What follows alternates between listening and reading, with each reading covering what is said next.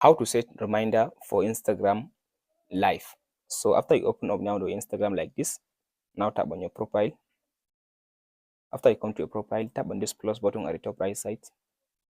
Under the plus button, go to live.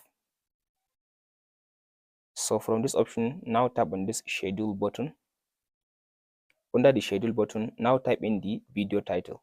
So I'll type in like group chat, group meeting. So now tap on this start time button. So now you can go ahead now and schedule the time. So I'll start 20th of April.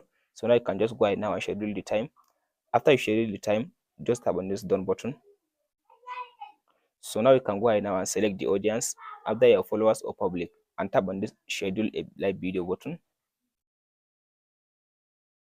So from this option, now you can tap on this share button. Now you can post the schedule live on your story or on your post, or you can copy the link and share it with someone. After that, you can tap on this not now button if you don't want it, and that's it, guys.